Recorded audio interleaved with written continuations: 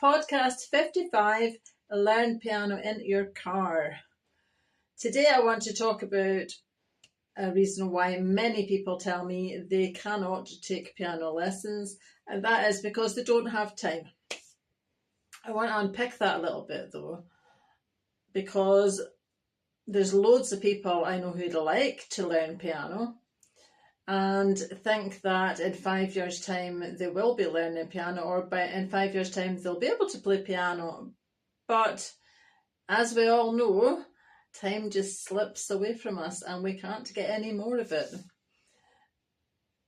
And what I'm challenging you today is, if we don't make the time, then learning to play isn't going to happen. You've got to carve out the time to learn to play. But also, here's a few things that I've thought about. Practicing 15 minutes a day. If you think about that, I don't know how many hours that would be in 365 days, but 15 minutes a day is a considerable time investment. 15 minutes a day, and in 12 months' time, you will be transformed. Your playing will be transformed. You will be able to play. You will be a pianist in 12 months with just 15 minutes a day.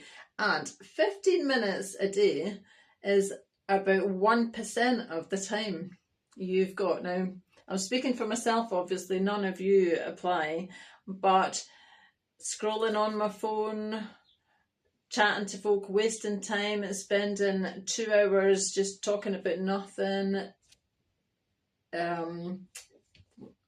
I get dragged into different emails and all sorts, but that's just me, I guess.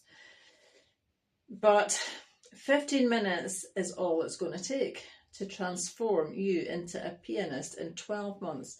Now, I've got a few thoughts on how you can do that, and it's discipline and consistency, right? Because after you've watched this video, perhaps you'll feel so inspired, you'll go and you'll start to learn piano. But what happens when it's not turning out the way you thought?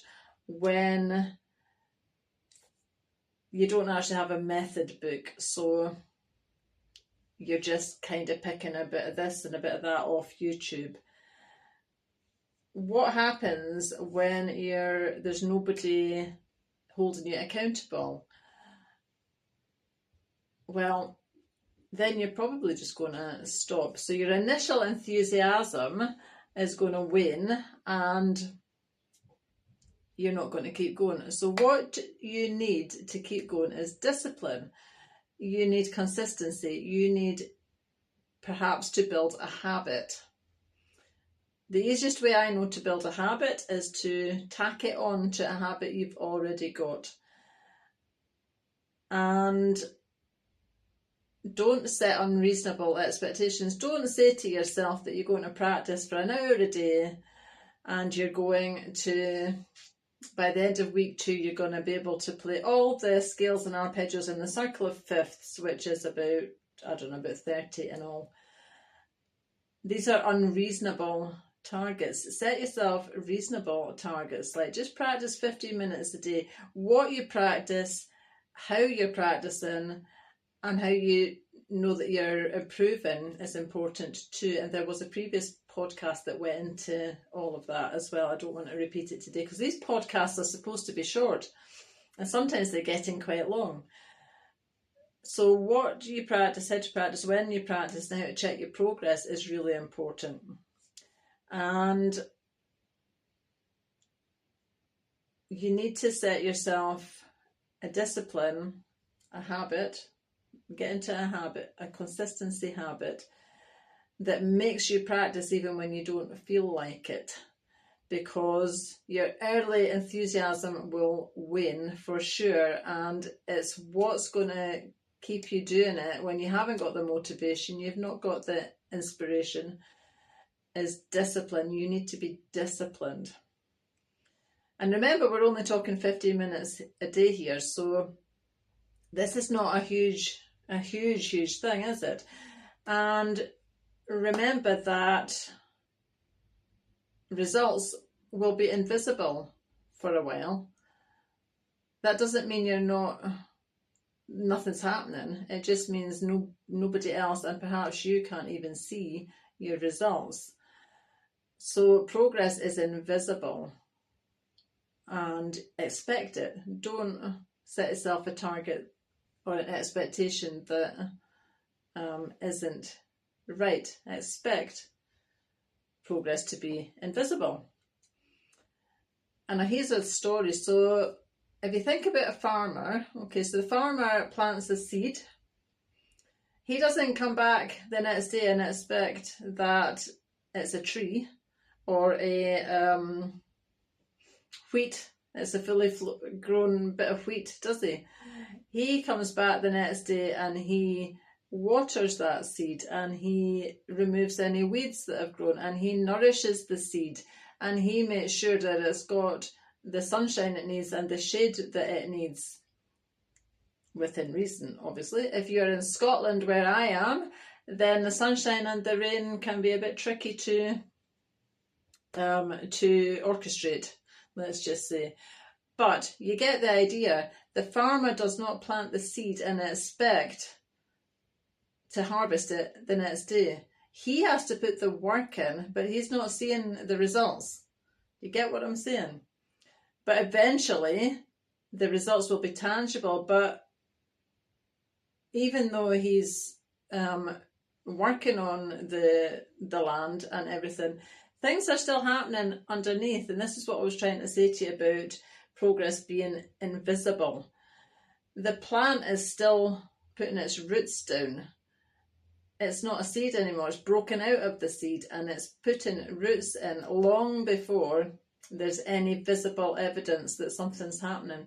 So when you're learning piano, then your knowledge is going in and your technique is developing and your skills are developing before they've developed, before it's tangible, before anyone else can see it, probably before you can see it. It doesn't mean nothing's happening. There's something else as well. I thought it's the consistent repetition, building and building, like reading a book. If you disciplined yourself to read 10 pages of a book in a day, every day, then 10 pages doesn't sound very much, but that's 3,650 pages in a whole year. And